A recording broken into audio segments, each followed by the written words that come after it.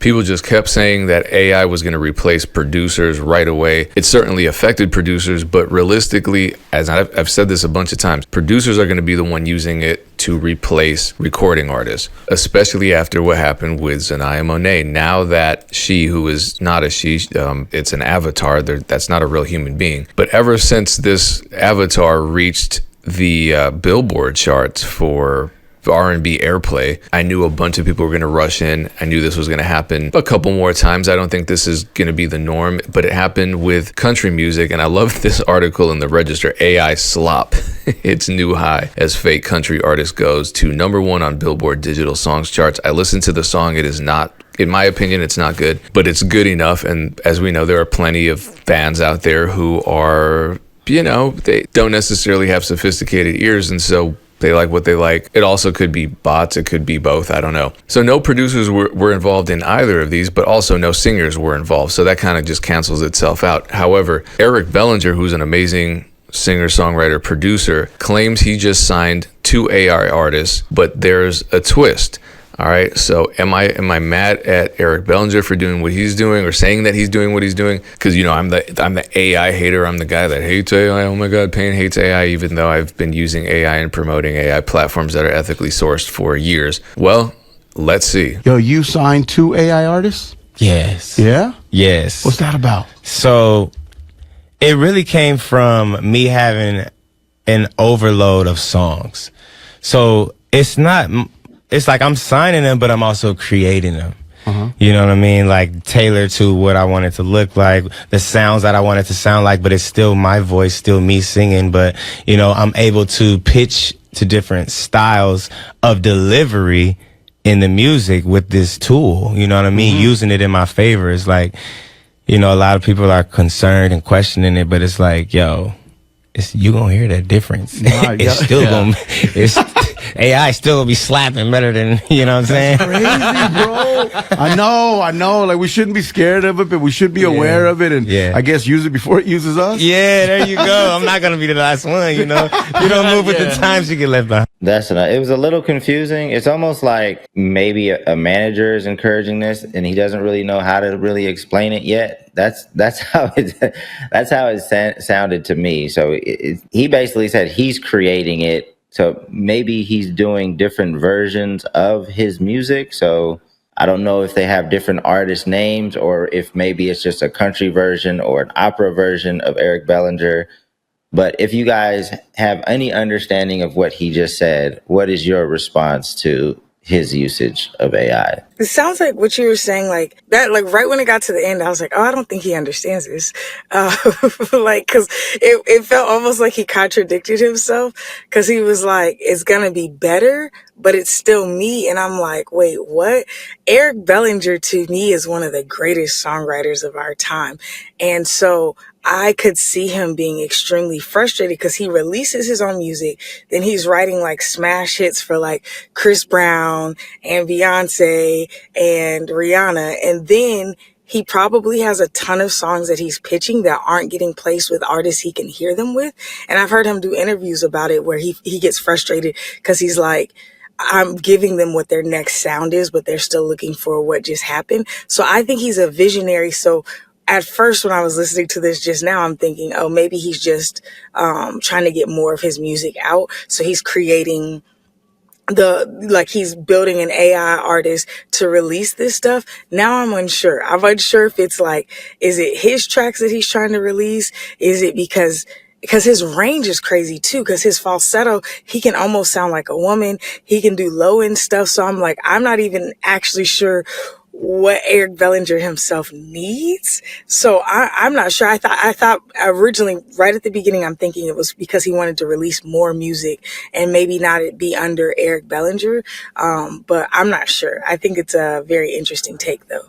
Yeah, I mean, it sounds to me like he's just kind of doing what everyone claims AI.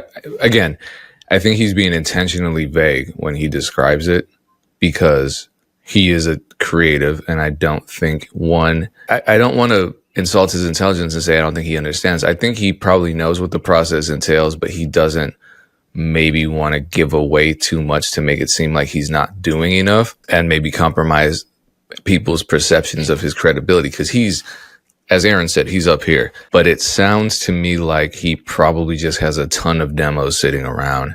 And because they're demos, and he just finds the prospect of re-recording and probably finding new beats, because a lot of those beats are probably gone or they're outdated.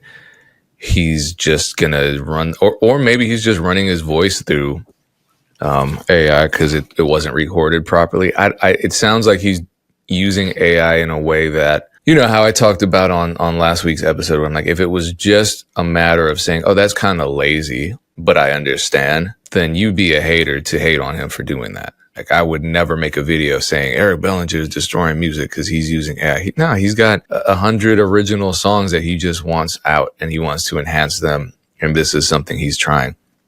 I don't have a problem with that. I want to know what platform he's using. Unfortunately, I can probably guarantee you that it's going to be Suno and not like Templar or Kits.ai or some other, or A Studio or someplace where you can change your voice and manipulate your own melodies with someone else's licensed content.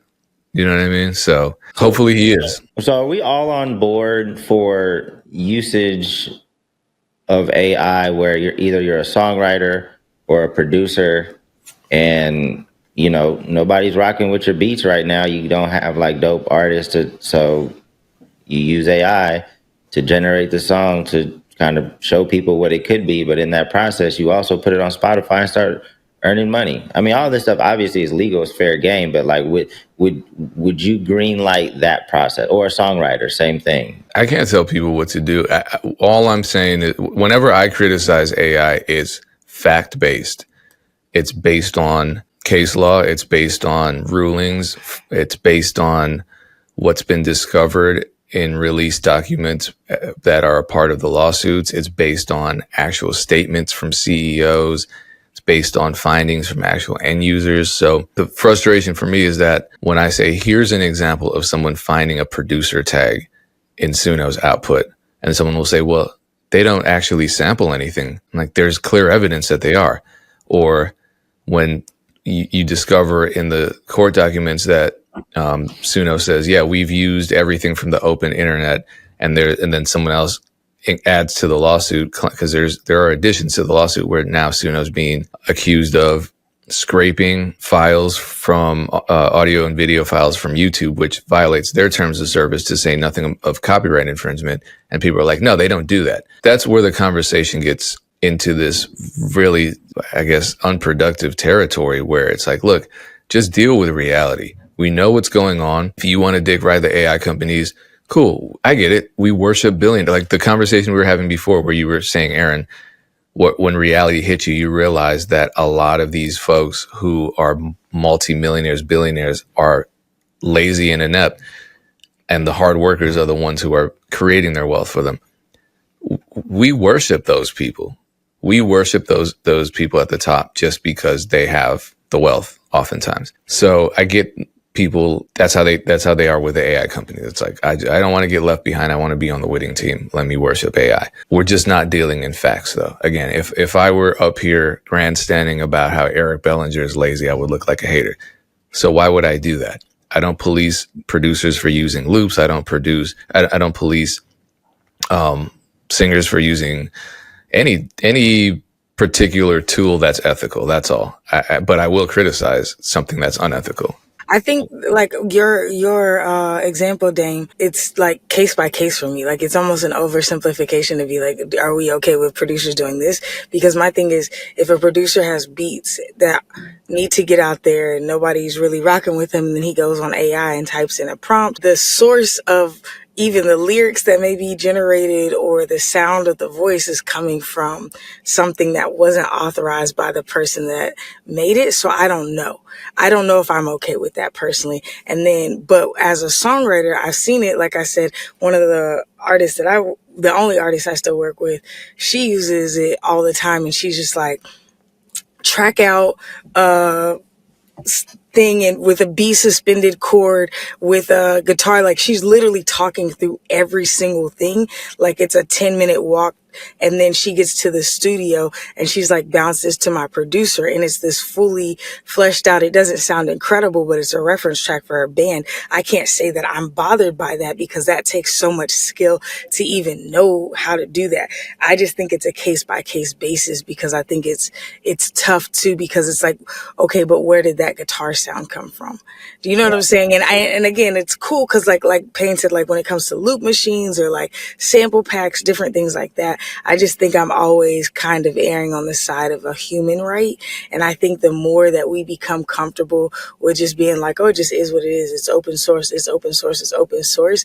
Then we devalue what we're bringing to the table. And we also really, it all comes down to the indies not getting what they deserve. I feel like if you're signed, it sucks too, because I feel like, especially with what we just talked about with UMG, like you're put in a position where you just have to go along with it because you have no choice because you've signed over your name, image, likeness, ideas, all your entity masters, everything to them. But I don't know. It's case by case for me. I can't do a full opt-in for any example, to be honest.